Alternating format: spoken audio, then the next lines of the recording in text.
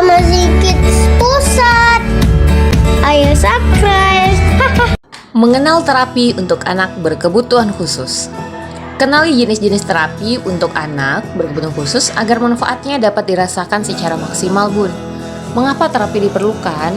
Sebenarnya masa anak-anak adalah fase yang kritis untuk proses pertumbuhan dan perkembangan, baik secara fisik ataupun mentalnya.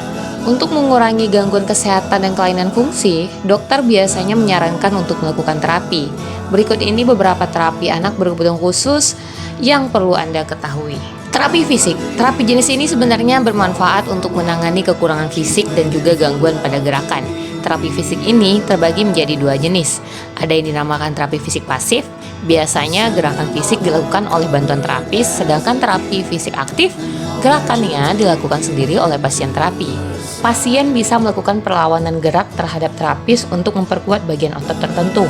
Umumnya anak dengan cerebral palsy atau polio biasanya disarankan melakukan terapi fisik aktif untuk mengembalikan fungsi geraknya. Terapi kognitif perilaku. Umumnya anak autisme memiliki gangguan kognitif dan komunikasi. Gangguan inilah yang menyebabkan anak autisme sulit menyampaikan perasaannya. Hal ini kemudian membuat mereka stres dan mengalami tantrum. Ternyata hal tersebut bisa dikurangi dengan melakukan terapi. Terapi yang dimaksud disebut Cognitive Behavioral Therapy atau CBT. Ini merupakan bentuk psikoterapi yang bermanfaat untuk mengubah pola pikir dan perilaku anak berkebutuhan khusus. Bila dilakukan secara rutin, anak autis bisa lebih stabil emosinya dan perlahan belajar menyampaikan perasaannya. Terapi wicara. Salah satu terapi yang sering dilakukan untuk anak berkebutuhan khusus adalah terapi bicara, terutama untuk anak Anda yang mengalami masalah komunikasi atau berbicara. Nah, bagaimana cara melakukan terapi ini? Terapi ini fokus terhadap melatih kemampuan anak berbicara, melatih otot mulutnya, lidah, dan tenggorokan. Caranya dengan mengajak si kecil meniup, menerikan suara. Terapi okupasi. Menurut Jurnal Psikologi Anak Berkebutuhan Khusus oleh Dini Ratri Desiningrum, terapi okupasi adalah terapi untuk melatih bagian motorik halus anak. Caranya dengan melakukan gerakan presisi, misalnya mengancingkan baju, menulis, memegang sendok untuk makan, ataupun mandi.